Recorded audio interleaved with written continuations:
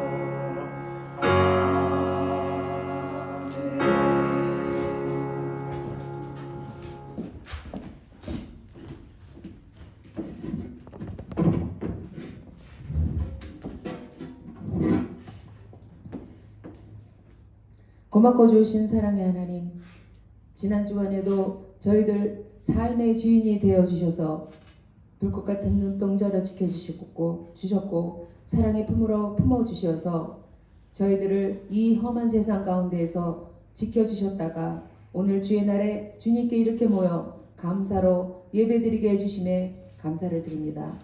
지난 주간에도 여지없이 이 세상에는 우리의 힘이 미칠 수 없는 천재지변들과 크고 작은 사고들로 언제나 우리의 주인은 불안하고 평강이 없으나 저희들의 중심으로 와주신 주님으로 인하여 생명까지 내어주신 그 사랑으로 인하여 저희들은 지금 평강과 자유를 누리고 있음에 감사를 드립니다. 세상이 줄 수 없고 세상이 이해할 수 없는 평강을 오직 은혜로 우리가 누리게 되매 말할 수 없는 감사와 영광을 주님께 올려드립니다. 이제 우리는 구원받은 하나님의 자녀로서 이 땅에서 살아감으로 하나님을 기쁘시게 하고자 합니다. 저희의 노력과 능력이 아닌 오직 주님께서 공급해 주시는 그 힘으로 아버지의 마음이 있는 곳을 바라보며 아버지의 뜻을 분별할 수 있는 그러한 영적 눈을 열어주시기를 간절히 원합니다. 우리의 힘만으로는 아무것도 할 수 없는 약하고 부족한 자들이지만 오직 주님만을 의지하며 하나님을 알아가기를 원합니다. 또 하나님을 알지 못하여 죽어가는 영혼들을 향하여 아버지의 사랑을 증거하며 그 사랑을 함께 나누는 삶을 살아가기를 또한 원합니다. 또한 아버지의 뜻과 계획이 이 땅 가운데서 이루어지는 과정을 인내하며 감사하며 바라보며 함께 누리기를 간절히 소망합니다. 주님의 계획하신 가운데 허락하신 이 제단을 이 시간 기억해 주시옵소서. 오늘의 예배를 기쁘게 받아주시기를 원하며 말씀을 오늘도 증거하실 정갑훈 목사님을 축복해 주시옵소서. 오늘도 증거되는 말씀들이 살아서 역사하여 듣는 우리 모두에게도 혼과 영을 깨우는 말씀들이 되어지기를 원합니다. 생명의 살이 채워지는 말씀 속에 허락하신 영적 은혜의 깊이를 깨달아가며 함께 누리기를 소망합니다. 오늘도 건강의 문제들과 관계의 문제들, 재정의 문제들, 믿음의 문제들, 자녀들의 진로와 믿음의 성장을 위하여 기도하는 저희 성도들의 각각의 기도를 기억해 주시사 또 우리들의 삶을 불쌍히 여겨 주시사 가장 좋은 때에 주님의 방법으로 주님의 계획된 모습 그대로 저희들의 기도가 이루어질 것을 믿고 감사하며 기도드립니다. 쉬지 말고 기도하고 범사에 감사하는 이 땅에서 천국을 누리는 삶을 살아가기를 간절히 소원합니다. 주님, 저희들에게 허락하신 자녀들을 이 시간 기억해 주시옵소서. 말씀과 사랑으로 양육되어지며 아버지를 아는 지식이 세월과 함께 깊어지고 넓어지기를 원하며 매 순간 이 땅의 주인이신 하나님 아버지를 신뢰하며 당신께서 써내려가고 있는 하나님의 역사를 알아가고 깨달아가는 영육이 건강한 그러한 젊은이들로 자라나서 세상 가운데서 빛과 소금같이 살아가기를 소원합니다. 주님 도와주시옵소서. 오늘도 이 예배를 사모하며 수고하는 손길들과 마음들을 축복해 주시며 이 모든 말씀을 우리를 주에서 구원해 주신 예수 그리스도 이름으로 감사하며 기도드렸습니다. 아멘.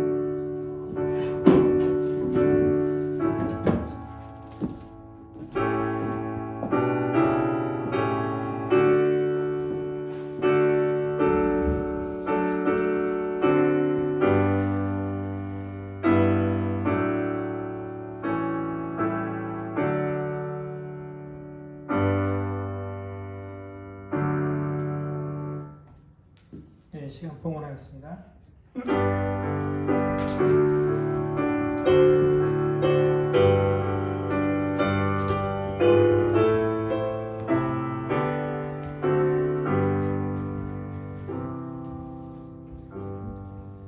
기도하겠습니다.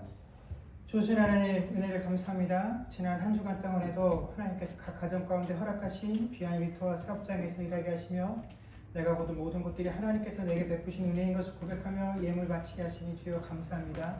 10의 1조로 또 각종 감사의 제목으로 주정헌금으로 드려진 헌물 가운데 우리의 중심들이 온전히 드려지게 하여 주시옵소서. 하나님, 우리가 세상을 살아가면서 이 물질이 우리 삶의 전부가 아닌 것들을 늘 인식하며 살아가지만, 그래도 이 물질의 문제가 항상 우리 삶의 많은 것들의 문제, 근심의 원인이 되는 것을 또한 우리가 부정할 수 없습니다. 이 물질의 문제들로 인하여 아버지 건강의 문제들이, 또 우리 삶의 관계의 문제들이, 또 미래를 예측하며 자녀들과의 관계의 문제들이 여러모로 영향을 끼치는 것이 아버지 하나님 이 재정의 문제, 경제적인 문제들입니다.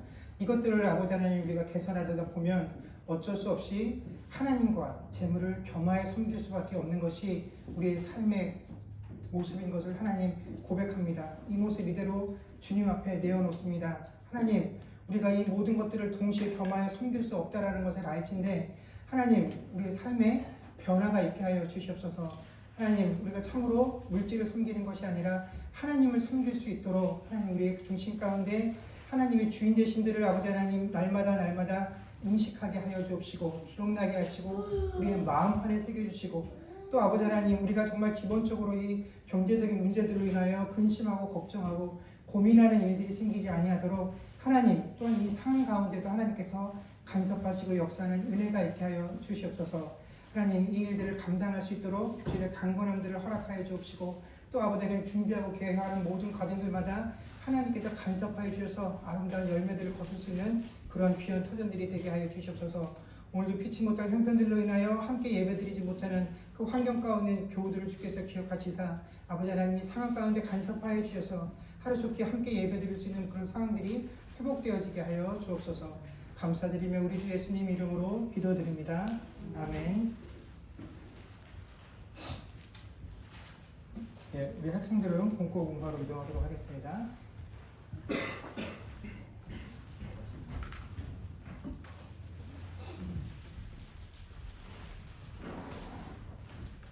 하나님 말씀 보겠습니다. 하나님 말씀은 사무엘상 7장 13절에서 14절까지 말씀입니다. 사무엘상 7장 3절에서 14절까지 말씀을 저와 여러분 한 절씩 교독하겠습니다. 사무엘이 이스라엘 온 족속에게 말하여 이르되, 만일 너희가 전심으로 여호와께 돌아오려거든 이방 신들과 아스타롯을 너희 중에서 제거하고 너희 마음을 여호와께로 향하여 그만을 섬기라. 그리하면 너희를 블레셋 사람의 손에서 건져내시리라. 이 이스라엘 자손이 바알들과 아스타롯을 제거하고 여호와만 섬기리라. 사무엘이 이르되 온 이스라엘은 미스바로 모이라. 내가 너희를 위하여 여호와께 기도하리라 하매 그들이 미스바에 모여 물을 들어 여호와 앞에 붓고 그날 종일 금식하고 거기서 이르되 우리가 여호와께 범죄하나이다 하니라. 사무엘이 미스바에서 이스라엘 자손을 다스리니라. 이스라엘 자손이 미스바에 모였다 함을 블레셋 사람들이 듣고 그들의 방백들이 이스라엘을 치러 올라온지라. 이스라엘 자손들이 듣고 블레셋 사람들을 두려워하여 이스라엘 자손이 사무엘에게 이르되 당신은 우리를 위하여 우리 하나님 여호와께 시집살고 부르시어 우리를 블레셋 사람들의 손에서 구원하시게 하소서 하니. 사무엘이 젖먹는 어린 양 하나를 가져다가 온전한 번제를 여호와께 드리고 이스라엘을 위하여 여호와께 부르짖음에 여호와께서 응답하셨더라.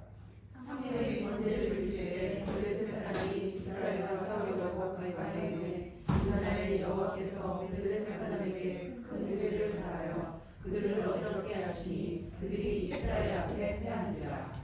이스라엘 사람들이 미스바에서 나와서 블레셋 사람들을 추격하여 벳갈 아래에 이르기까지 쳤더라.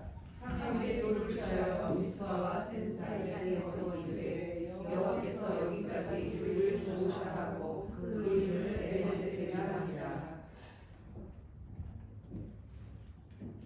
이에 블레셋 사람들이 굴복하여 다시는 이스라엘 지역 안에 들어오지 못하였으며 여호와의 손이 사무엘이 사는 날 동안에 블레셋 사람을 막으심에 사람들이 이스라엘에게서 빼앗았던 성읍이 에그론부터 가드까지 이스라엘에게 회복되니 이스라엘이 그 사방 지역을 블레셋 사람들의 손에서 도로 찾았고 또 이스라엘과 아모리 사람 사이에 평화가 있었더라. 아멘. 저희가 지난주에 블레셋에게 뺏겼던 하나님의 괴가 이스라엘로 다시 돌아오는 그 과정들을 통해서 하나님께서 이방인들에게는 이스라엘의 하나님만이 상천하지의 유일하신 하나님이시다라는 사실들을 그들에게 보이셨고, 또 이스라엘 백성들에게는 그들이 정말 어렵고 힘들 때 그들에게 필요한 것은 어떤 종교 의식이나 종교 행위가 아니라 하나님을 찾아야 한다라는 사실들을 깨닫게 하셨다라는 것을 살펴보았습니다. 이렇게 다시 블레셋으로부터 이스라엘로 돌아온 하나님의 괴가 기럇 여아림의 아비나답이라는 사람의 집으로 들어가서 그곳에서 약 20년간을 머무르게 됩니다. 자, 하나님의 괴가 이렇게 이스라엘로 다시 돌아오긴 했지만 이스라엘 백성들은 여전히 평안을 누리고 있지는 못했습니다. 그래서 하나님께 부르짖는 상태였는데 그 이유는 두 가지가 있습니다. 첫 번째는 외적으로는 아직도 하나님의 괴가 이스라엘로 돌아왔음에도 불구하고 이 이스라엘은 블레셋 민족에게 압제를 당하고 있었다라는 것입니다. 그래서 오늘 사무엘이 하나님께로 돌아오면 그때서야 비로소 하나님께서 블레셋의 손에서 너희를 구원하실 것이다 라고 말할 만큼 하나님의 괴는 이스라엘에 분명히 존재했지만 여전히 블레셋의 통치가 이스라엘을 힘들게 하고 있었다라는 것이고, 내적으로는 그 하나님의 괴가 돌아와서 그 전에 가지고 있었던 이스라엘 사람들의 신앙관에 따르면 하나님의 괴가 여기 있으니 하나님도 우리와 함께 계시는 것이고, 그렇다면 하나님께서 우리를 보호하시는 것이어야 하는데, 그 괴가 이스라엘 땅 안에 있음에도 불구하고 정작 이스라엘과 하나님 사이에는 그 관계가 회복되지 못했다라는 것, 이것이 지금 이스라엘이 처해 있는 상황이었다라는 것입니다. 바로 이런 상황 속에서 사무엘이 등장하게 되죠. 그런데 이 사무엘이 이스라엘 백성들의 지도자로서 등장해서 그 백성들에게 처음으로 한 말이 굉장히 충격적입니다. 3절 말씀을 보면 사무엘이 이스라엘 온 족속에게 말하여 이르되 만일 너희가 전심으로 여호와께 돌아오려거든 이방 신들과 아스다롯을 너희 중에서 제거하고 너희 마음을 여호와께로 향하여 그만을 섬기라. 그리하면 너희를 블레셋 사람들의 손에서 건져내시리라 라고 말하고 있다는 것입니다. 자, 하나님의 괴가 분명히 블레셋으로부터 돌아와서 이스라엘 땅에 머물고 있음에도 불구하고 사무엘이 보건대 하나님과 이스라엘 관계가 회복되지 못하고 있었다는 것입니다. 왜 그들의 관계가 회복되고 있지 못했느냐? 그것은 이스라엘 사람들이 하나님을 향한 그들의 어떤 정성이 부족하거나 간절함이 부족했기 때문이 아니다라는 것입니다. 저는 하나님을 향한 이스라엘의 부르짖음이 당시에 굉장히 진정성이 있고 또 간절했다라고 생각들을 합니다. 그러나 이 이스라엘 백성들이 하나님을 향한 진정성과 간절함을 가지고 있는 것과는 별개로 정작 이스라엘 백성들을 향한 하나님의 판단은 너희가 간절함도 있고 진정성도 있는데 내게 돌아오지 않았다라는 것이 그 백성을 바라보는 하나님의 판단이었다라는 것입니다. 그래서 그들에게 뭐라고 말씀하십니까? 너희가 전심으로 여호와께 돌아오려거든. 이 전제는 뭡니까? 돌아오지 않았다라는 것이죠. 겉모습으로 볼 때는 우리가 이렇게 열심히 하나님께 부르짖고 있으니 이거 우리가 하나님을 이렇게 찾고 있으니 우리가 하나님께 돌아오는 것 아닙니까? 라고 주장할 수 있을지 모르나 그런 부르짖음과는 상관없이 너희는 내게 돌아오지 않았다라는 것입니다. 그러면 하나님께서 너희가 그토록 나를 부르짖고 있는데도 너희가 나에게 돌아오지 않았다라고 판단하는 그 근거가 무엇이냐? 그 증거가 무엇이냐면 너희가 내 앞에 와서 부르짖고 있지만 정작 너희 집에 가면 너희 집안에 뭐가 있다라는 겁니까? 이방 신상과 아스타롯 신상이 있다라는 것입니다. 바알 신이 있다라는 것입니다. 내 앞에 부르짖지만 집에 돌아가면 또 그것들을 놓고 부르짖고 있는 것이 너희들의 형편이다라는 것입니다. 그래서 그것들을 제거해버리고 너희 마음을 여호와께로 향하여 그만을 섬기라라고 사무엘이 외치고 있다라는 것입니다. 여러분, 우리는 신앙생활을 하면서 회개해야 된다라는 이야기를 많이 듣습니다. 또 하나님께 회개한다라고 고백을 합니다. 그런데 우리가 일반적으로 생각하는 회개라는 것이 죄를 고백하는 것. 하나님, 내가 이렇게 죄 졌습니다. 용서해 주세요. 나는 죄인입니다. 내가 죄를 지었다라는 사실을 인정하는 것. 내 신분이 죄인이라는 것을 인정하는 것을 우리가 회개다라고 생각을 하지만 오늘 본문에서 하나님께서 우리에게 요구하시는 그 회개의 모습을 보자면 회개라는 것은 단순히 지난날에 내가 하나님의 범죄했었던 그 행위에 대한 죄책감, 후회의 마음을 가지고 하나님, 내가 정말 잘못했습니다는 이 감정을 하나님께 호소하는 것이 아니라 그 잘못했다고 느껴지는 감정이 무엇으로 옮겨져야 한다는 것입니까? 행동으로 옮겨져야 한다는 것입니다. 그래서 죄를 고백했다라고 한다면 하나님, 내가 이런 죄를 졌습니다. 잘못했습니다라고 말을 하면 정말로 잘못했다라는 것을 인정하는 행위가 와야 된다라는 것입니다. 하나님께서 이것을 싫어하시는 제가 했어요. 그러면 회개한다라는 것은 다시는 그 일을 하지 않는 것입니다. 하나님께서 나에게 이렇게 행하라고 말씀하셨는데 내가 그렇게 행하지 않았습니다. 용서해 주세요 라고 말을 하려면, 회개합니다 라고 말을 하려면 이제 하나님께서 원하시고 좋아하시는 일이 뭔지 알았으니 내가 그것을 따라 행하고 있어야 우리는 비로소 회개했다라고 말할 수 있다라는 것입니다.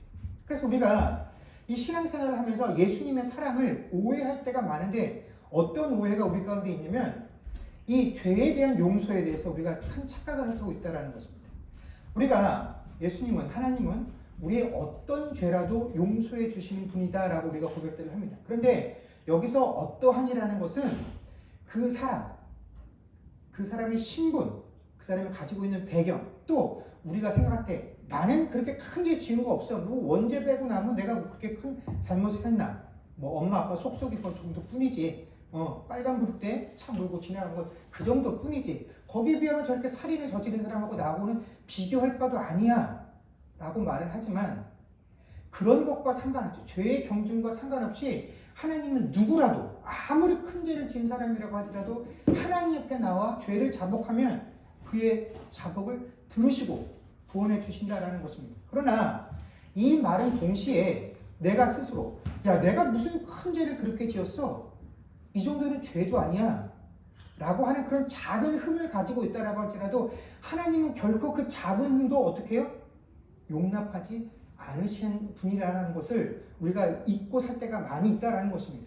그래서 우리가 예수님 앞에 나와서 죄를 회개하는, 그래서 예수님으로부터 죄 사함을 받았다라고 하는 그 광경들을 살펴보게 되면 예수님에 대해서 매우 호의적인 태도를 가지고 나온 사람들, 그런 사람들이라 할지라도 예수님께서 너는 처음부터 나에게 이렇게 호의적이구나, 나를 인격적으로 대하는구나, 그러니까 내가 너를 좀 더 예쁘게 봐줄게 하지 않으시다라는 것입니다. 또 어떤 사람이 주님, 저는 태어날 때부터 육신의 질병과 이런 연약함들과 또 풍요롭게 살 수 없는 이런 가난한 환경에 태어나서 처음부터 이렇게 죄를 지을 수밖에 없는 이런 상황이었어요. 타고날 때부터 불행한 사람이었어요. 그러니 제 이런 상황들을 인지하시고 하나님, 이럴 수밖에 없었다는 것을 좀 감안하여 주셔서 제 죄를 탕감해 주십시오. 하나님, 주님, 사랑과 긍휼을 제게 베풀어 주십시오 라고 할지라도, 그래, 너는 어쩔 수 없는 상황이었구나 라고 해서 그 죄를 더 가볍게 여겨주시지도 않는다라는 것입니다. 예수님은 사람이 가지고 있는 그 태도나 상황, 그런 것들을 가지고 이 사람의 죄의 경중을 판단하지도 아니하시고 그것에 따라 죄를 사하여 주시거나 혹은 조금 더 있어야 되겠다 이런 식으로 판단해 주지도 아니하신다라는 것입니다. 그 사람이 어떤 처지에 있었던지 간에 어떠한 마음으로 주님 앞에 나왔던지 간에 주님께서는 그 사람의 죄의 문제를 돌이켜보게 하시고 구원하실 때에는 정말 눈물이 쏙 빠질도록 네가 어떤 죄인인지 그것들을 바라보게 하시고 그것들을 내 입술로 고백하게 하신 이후에야 구원의 은혜를 베풀어 주신다라는 것입니다. 그 대표적인 인물이 니고데모 아닙니까? 그는 그 당시에 랍비였음에도 불구하고 이 성경적인 지식이 아주 풍성한 사람이었음에도 불구하고 예수님에 대해서 굉장히 호의적인 마음을 가지고 있었던 사람입니다. 그래서 예수님 앞에 처음 나왔을 때 예수님을 뭐라고 부르면서 나왔습니까? 선생님 하고 아주 예수님을 높여서 부르며 예수님 앞에 나왔습니다. 우리 이 정도 되면 예수님께서 좀 더 열린 마음으로 니고데모에게 너 죄인이야, 회개해야 돼 라는 말씀을 하나 해주셔도 좀 더 부드러운 목소리를 가지고 그에게 말씀해 주셔야 될 것 같은데, 그가 그런 모습과 겸손한 모습으로 주님 앞에 나왔음에도 불구하고 그를 보자마자 예수님께서 하셨던 첫 마디가 뭡니까? 네가 거듭나지 아니하면 결단코 천국에 들어갈 수 없다라는 것이었습니다. 또 이런 경우도 있었죠. 니고데모는 반대로 이방 여인이었습니다. 이 이방 여인도 이스라엘 사람들 앞에 나오니까 참 어려운 처지인데 그 모든 것들을 감내하고 주님 앞에 나와서 자신의 딸의 질병을 좀 고쳐달라고 주님께 간청을 합니다. 그러면 이렇게 어려운 상황 속에서 유대인도 아닌 사람이 나와서 이런 간청을 하면 너 어디서 내 이야기를 듣고 이렇게 어려운 상황 가운데서도 내 앞에 나와서 나에게 부르짖느냐, 내가 네 목소리를 좀 더 귀담아 들을게 라고 해주실 법한데 그 여인에게 뭐라고 대답하십니까? 자녀들에게 들어갈 떡을 내가 어떻게 해요? 개들에게 던지는 것이 마땅치 않다라고 이야기를 하십니다. 그 여인을 뭐에 비유하신 겁니까? 개에 비유하신 것이죠. 주님의 사랑을 기대하며 나왔는데 주님께서는 그 여인을 향해 개에게 줄 수 없다라고 말씀하셨다라는 것입니다.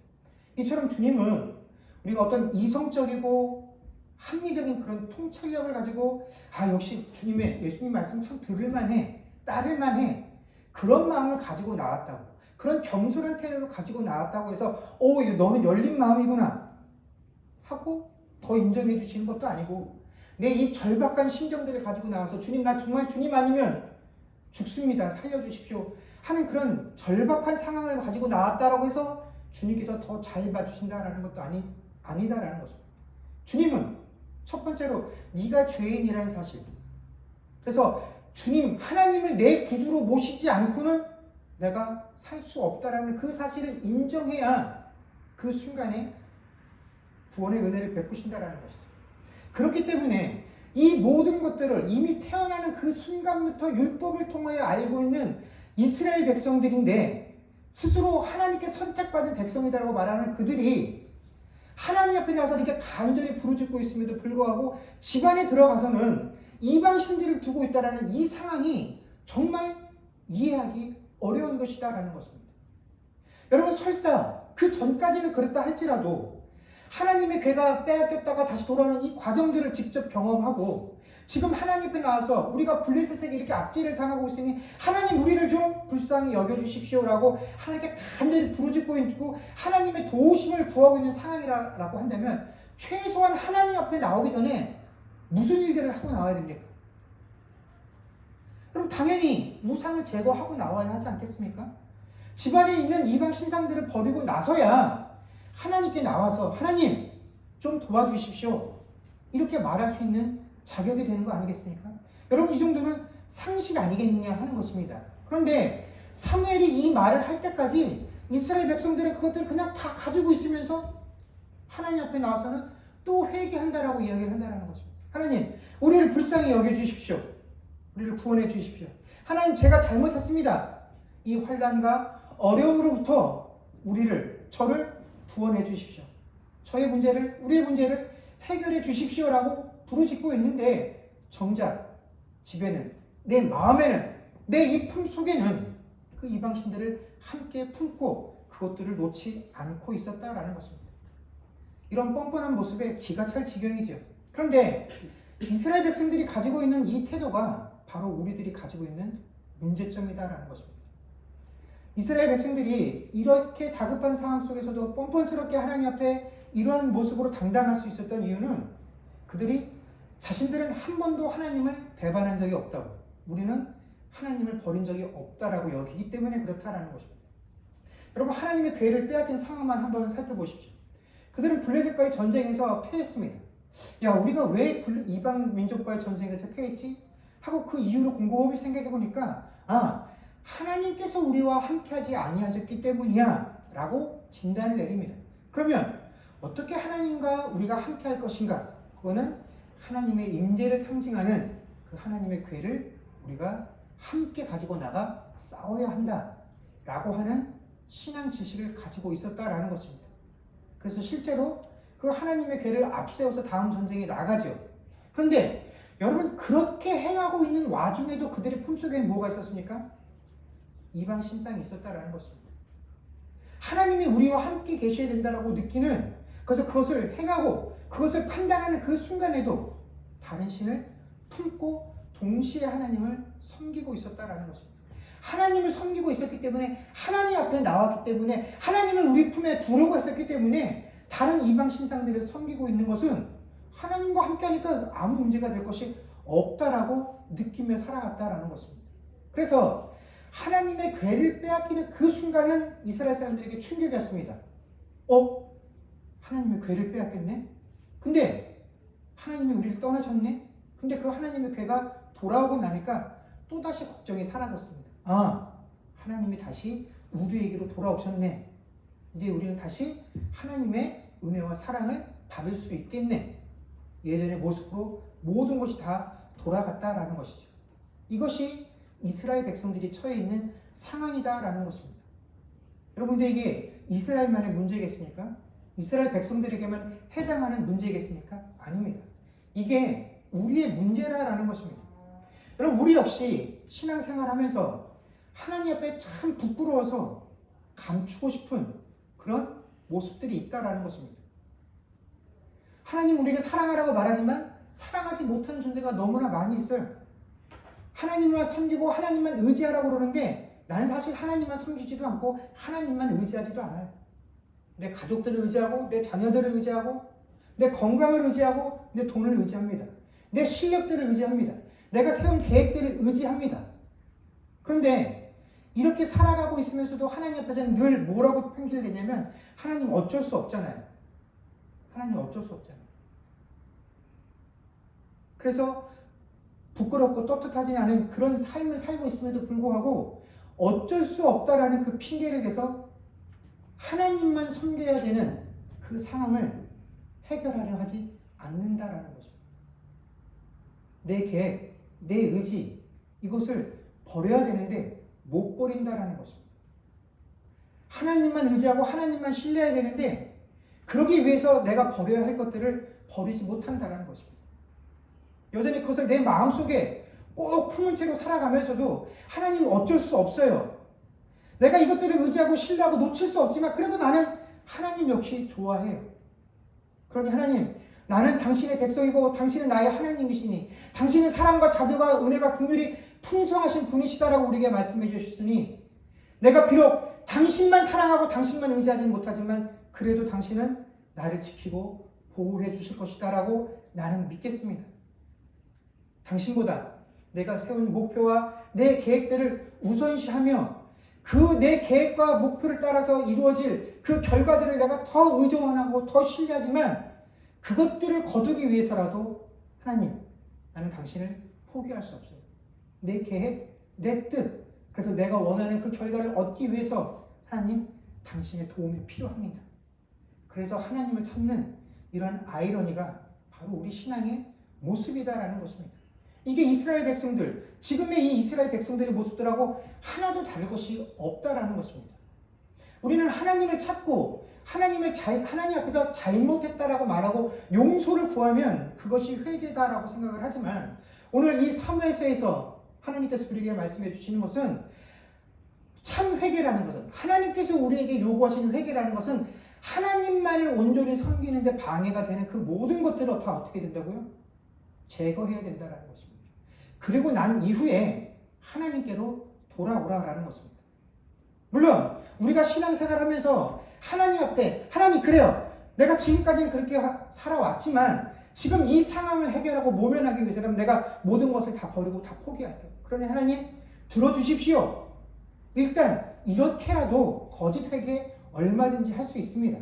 그러나 사무엘이 너희가 정녕 그런 식으로 하나님 앞에 눈가림 할 것 아니다라고 한다면 이제부터 정말로 하나님만 의지하고 신뢰할 것이다라고 한다면 하나님 외에 너희가 신뢰하고 의지하고 있는 그 모든 것들을 다 제거하고 하나님만 섬기라라고 이야기하고 있다라는 것입니다. 하나님만 섬긴다라는 것은 하나님만 신뢰한다라는 것이고 하나님만 의지한다라는 것입니다.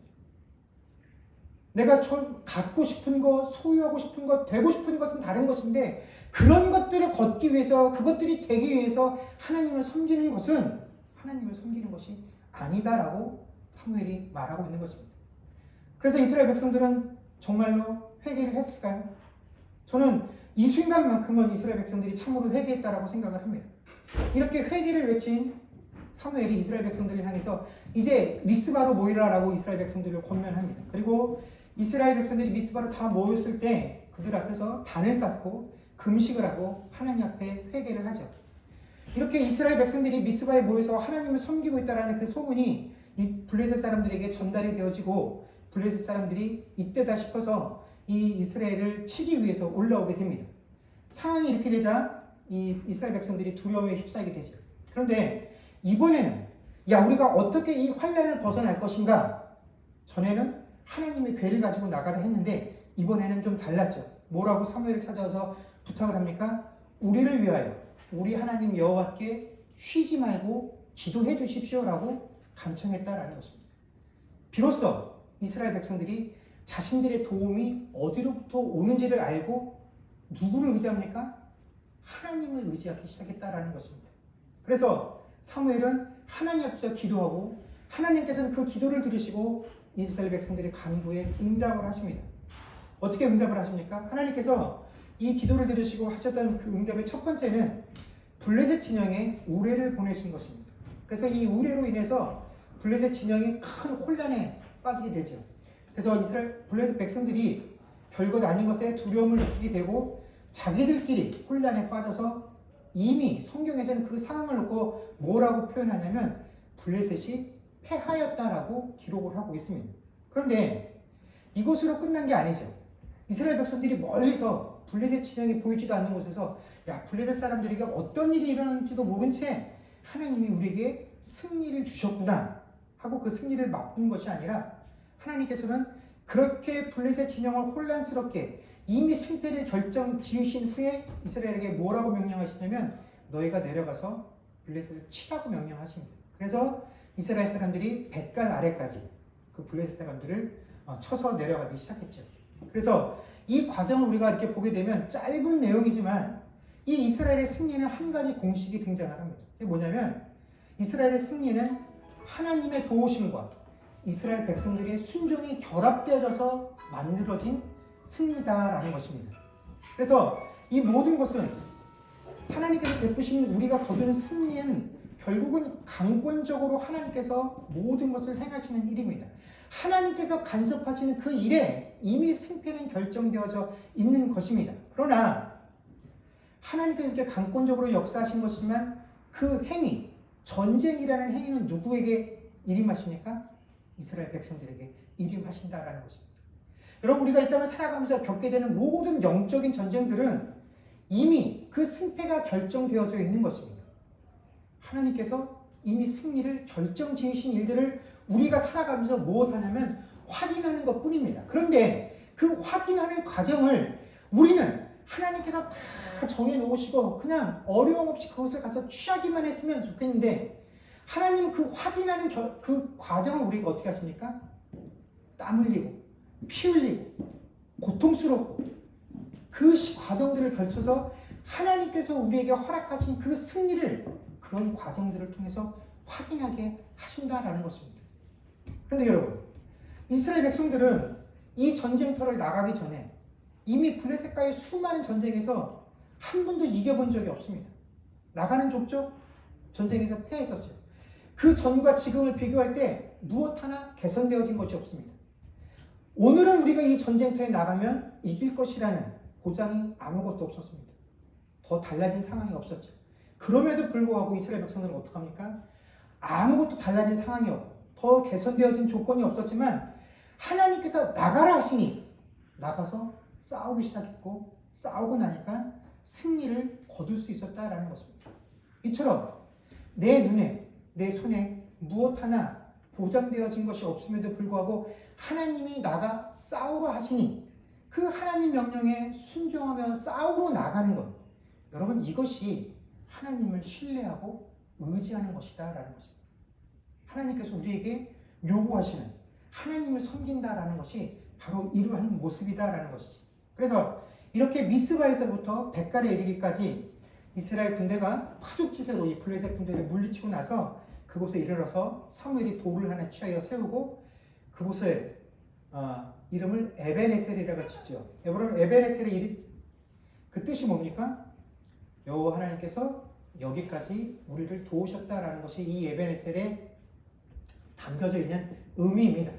물론 여기까지 우리를 도우셨다라고 할 때 이 여기까지라는 이 의미는 미스바로부터 시작해서 벳갈에 이르기까지 그 모든 전쟁의 과정 가운데 하나님이 도우셨다. 그래서 우리가 승리를 거둘 수 있었다라는 그런 의미일 것입니다. 그러나 단순히 미스바로부터 벳갈에 이르는 그 과정만을 의미하는 것은 아닐 것입니다. 왜냐하면 여러분, 블레셋과의 전쟁이 이것으로 끝이 난 것이 아니기 때문에 그렇다라는 것입니다. 이 에벤에셀에서의 전쟁이 최종적이고 마지막인 전쟁이었다라고 한다면 주님이 여기까지 도우셨다라고 하는 것이 참 의미가 있고 감동적인 것입니다. 왜냐하면 이 전쟁이 마지막이고 더 이상 전쟁 없이 쭉 이 평화가, 이 승리가 보장된다라고 한다면 여기까지 도우셨다라고 하는 것, 이건 정말 큰 의미가 있는 것이죠. 그런데 이 이후에도 또 전쟁이 벌어진다라고 한다면, 또 전투가 벌어진다라고 하는 거예요. 근데 그 전쟁과 전투 가운데서 한 번이라도 이스라엘이 블레셋에게 패한다고 한다면 여러분 여기까지 도우셨다라는 것은 사실 별 의미가 없는 것입니다. 왜냐하면 결국 마지막에 1등한 사람이 1등이라고 기억이 되는 것이지, 야 나도 중간에 한번 1등 해봤어 라고 하는 건 1등 해본 사람만 기억하는 거지 주변 사람들은 아무도 기억하지 못합니다. 아 그래 너도 그때 한번 1등 했었지? 그거 아니죠. 우리들 기억 속에 남는 1등은 누굽니까? 마지막에 1등한 사람, 최종적으로 1등한 사람, 그 사람이 1등으로 인정받고 기억이 된다라는 것이죠. 그래서 여기까지 하나님이 도우셨다라고 그 승리를 최종적으로 확인해 주려고 한다면 이 전쟁이 정말 마지막 싸움이어야 한다라는 것입니다. 그래야 하나님이 여기까지 도우셨고 이 이후로도 쭉 행복하게 잘 살았다라는 것이지, 이 이후에 또 우리가 넘어지고 또 고통 가운데 빠져든다라고 한다면 여기까지 도우셨다라는 것이 과연 무슨 의미가 있겠느냐 하는 것입니다. 근데 다행스럽게도 이 이후에도 계속해서 이스라엘은 블레셋과의 전쟁에서 이기게 됩니다. 그래서 블레셋에게 빼앗겼던 성읍들도 회복하게 되고 평화가 정착하게 되죠. 그래서 사실 엄밀하게 따진다라고 한다면 이 에베네스, 여기까지 하나님이 도우셨다라고 말하는 그 장소는 사실은 여기까지 도우셨다가 아니라 뭐라고 하는 게 맞습니다. 여기서부터 확실하게 도우셨다라고 명령하는 게 어쩌면 더 현실감 있을 것입니다. 그런데도 불구하고 아직 전쟁이 다 끝나지도 않았는데 왜 사무엘은 전쟁이 끝나지도 않았는데 이곳에 여기까지 하나님께서 도우셨다라고 하는 그런 취지의 이름을 그 장소에 지어주었을까요? 왜 그곳의 이름을 그렇게 지었을까요? 여러분 그것은 이런 의미가 있습니다. 지금까지 하나님의 괴가 돌아오고 나서 약 20년의 시간이 흘렀는데 그 전부터 시작돼서 그 20년의 시간, 하나님의 괴가 이 땅에 있음에도 불구하고 하나님과의 관계가 개선되어지지 않아서 참으로 절망스럽게 시간들을 보내고 있었던 이스라엘 백성들에게, 야 이제야 하나님이 우리를 돌아보시고 이제야 우리에게 승리를 허락해 주시는구나 라고 생각하기 쉬운데 사무엘은 그렇지 않았다라는 것을 말하는 것입니다. 우리는 그동안 너무나 고통스럽고 절망스러운 상황 가운데 있었기 때문에 하나님이 우리를 잊고 계셨나?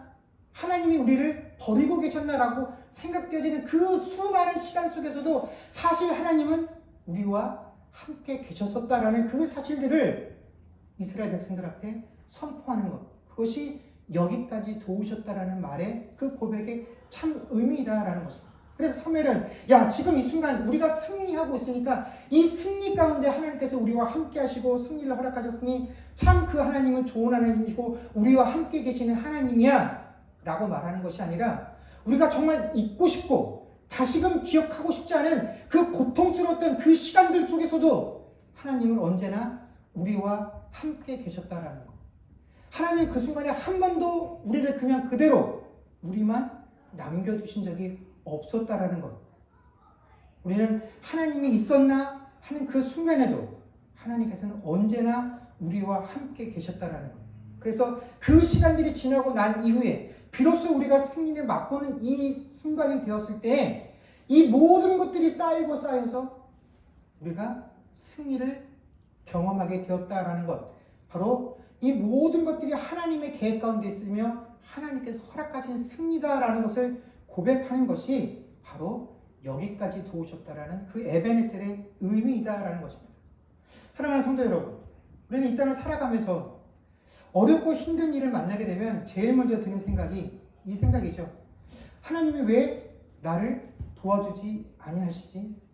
하나님이 정말 이 어렵고 힘든 상황 가운데 나와 동행하는 것이 맞나 하는 그 의문들이 우리가 하게 되는 첫 번째 생각입니다. 그런데 여러분 힘들고 어려울 때는 이런 생각밖에 들지 않는 게 너무나 당연하다라고 생각됩니다. 그러나 이런 생각이 드는 것이 사실은 아니다라는 것이죠. 우리가 그런 생각을 할 수 있으나 그것은 결코 사실이 아니다라는 것입니다. 그 고통과 고난의 시간을 다 지나고 난 다음에 우리가 그 시간들을 돌이켜보게 되면 항상 우리가 발견하고 깨닫게 되는 것은 무엇입니까? 그 어렵고 힘든 순간에도 하나님께서는 우리와 함께 하셨다라는 것입니다. 그 가시밭길 같은 거 내가 스스로 혼자 걸어서 넘어오는 것이 아니라 사실 주님께서 나를 안으시고 주님께서 밟으셨던, 그래서 그 뒷길에 뿌려졌던 그 모든 피와 고통들은 내 것이 아니라 사실은 주님께서 흘려주셨다라는 것을 우리가 다 깨닫는 것처럼 그 모든 시간 가운데 하나님은 우리와 함께 하셨다라는 사실입니다. 그런데 여러분, 우리가 이 하나님의 도우심을 받기 위해서 우리에게 필요한 것이 있습니다. 뭐냐면 회개가 필요하다라는 것입니다. 여러분, 회개는 잘못했습니다, 하나님 용서해 주세요가 아니라 하나님, 이제는 내가 하나님만 섬기겠다라는 것입니다. 하나님만 의지하겠다라는 것입니다. 내가 하나님만 섬기고 하나님만 의지했던, 그래서 그렇게 하는데 모든 것을 방해가 되었던 그 모든 것들을 이제 버리겠다라는 것이 회개한다라는 것입니다. 여러분, 우리가 그렇게 할 수 있을 때, 하나님만 의지하고 하나님만 신뢰할 수 있을 때, 우리가 그럴 때 문제와 상황에 압도당하지 아니하고 하나님께 기도할 수 있습니다. 여러분, 이스라엘의 문제는 블레셋을 물리치는 것이 아니라 하나님을 붙드는 것이었습니다. 이스라엘이 실패한 것이 늘 그것이었죠. 그러므로 우리에게 필요한 건 역시 우리의 문제를 해결하는 것이 아니라 하나님을 신뢰하고 의지하는 것, 이것이 우리에게 필요한 것입니다.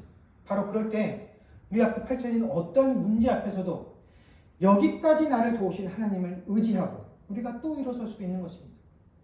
우리가 아직 일어나지 않은 그 모든 일들을 놓고 하나님 해주십시오, 해주십시오, 해주실 줄로 믿습니다라고 하는 그것보다는 하나님, 내가 지금까지 돌아온 그 상황, 정말 지금보다 더 어렵고 힘든 상황이 있었는데도 지금 돌이켜보면 하나님께서 여기까지 도우셨다라는 것, 내가 그것들을 참으로 믿고 신뢰할 수 있을 때 우리는 이 어려운 상황 속에서, 절망스러운 상황 속에서 일어설 수 있다라는 것입니다.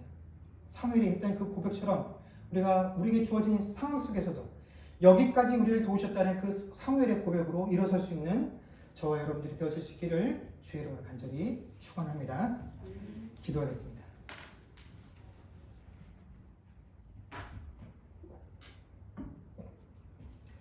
그렇습니다. 주님, 어렵고 힘든 이 절망스러운 상황들 속에서 정말 우리에게 필요한 것은 문제의 해결이다라고 우리가 늘 생각을 합니다. 그래서 우리의 기도의 가장 첫 번째로 하나님, 이 문제를 해결해 주십시오. 이것들을 개선시켜 주십시오. 여기로부터 벗어나게 해 주십시오라고 하는 것이 우리들의 가장 제일 되는 기도의 제목들이고 간구입니다. 그러나 정말로 우리에게 필요한 것은 문제를 해결하는 것이 아니라 하나님만 의지하고 하나님만 신뢰하는 것입니다. 하나님만 섬기는 것, 그것이 우리에게 필요합니다. 우리가 하나님 앞에 와서 기도하니까 우리가 하나님만 의지하는 줄 알고 착각합니다. 내가 하나님께 부르짖으니까 내가 하나님만 신뢰하고 의지하는 것으로 착각합니다. 아닙니다. 우리의 기도를 곰곰이 들여다보면 우리는 내 계획과 내 의지들을 하나님 앞에 내어놓고 내 계획과 내 의지를 들어달라고 하나님께 기도하는 것, 이것이 우리 실체입니다. 내가 정말로 믿고 의지하고 간구하는 것은 하나님이 아니라 내 계획, 내 의지, 그것들이 이루어졌을 때 내 손에 쥐어지게 될 그 결과물들을 내가 신뢰하고 의지하는 것이지 하나님 의지하고 있지 못합니다. 그 결과가 내게 주어졌든지 그렇지 못하든지 그것과 상관없이 하나님만 의지하는 자들 되게 하여 주시옵소서. 그것과 상관없이 하나님께서 가장 선하고 좋은 길로 나를 인도하고 계신다라는 그 사실들을 의지하는 자들 되게 하여 주시옵소서. 하나님, 그것들을 바라보고 기대하는데 방해가 되어지는 것이 있다라고 한다면 하나님, 그 모든 것들을 내 삶 속에서 제거하는 자들 되게 하여 주시옵소서. 세상이 나에게 제안하는 아무리 좋은 계획, 또 내가 경험들을 통해서 얻게 된 그 좋은 플랜들, 그 모든 것들을 다 내려놓고 내게 정말로 먼저 필요한 것이 하나님인 것을 하나님, 우리가 의지하고 믿는 자들, 그래서 참으로 우리의 삶이 하나님께 부르짖고 내 죄를 고백하는 것이 아니라 회개하는 자들 되게 하여 주시옵소서. 그래서 그럴 때 그것을 우리가 참으로 신뢰할 수 있을 때 내가 아무리 힘들고 절망스러운 상황 가운데 있을지라도 여기까지 도우셨던 그 하나님을 붙잡고 우리가 다시 한번 일어설 줄로 믿습니다. 이번 한 주간도 우리가 그 하나님을 신뢰하며 이 절망스럽고 낙심되는 우리 모든 상황 가운데 일어서는 주의 백성들 되게 하여 주옵소서. 감사드리며 우리 주 예수님 이름으로 기도드립니다. 아멘. 우리 주님 다시 오실 때까지 찬양하겠습니다.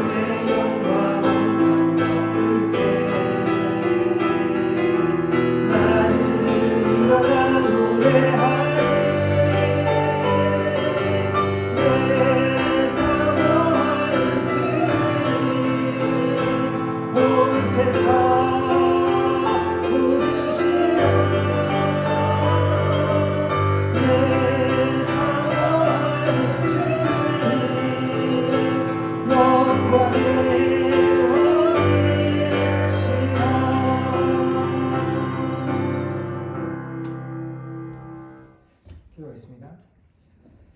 지금은 우리 주 예수 그리스도의 은혜와 하나님 아버지의 크신 사랑과 성령님의 교통하심과 충만케 하는 역사가 이제 내 문제를 해결해 달라고 하나님 앞에 부르짖는 자들이 아닌 지금까지 여기까지 나를 도우셨던 그 하나님을 붙잡고 신뢰하며 이 절망의 순간으로부터 일어나기를 다짐하는 주의 백성들과 그들의 가정과 자녀들과 학업과 이 교회 위에 이제로부터 영원토록 함께 있을지어다. 아멘.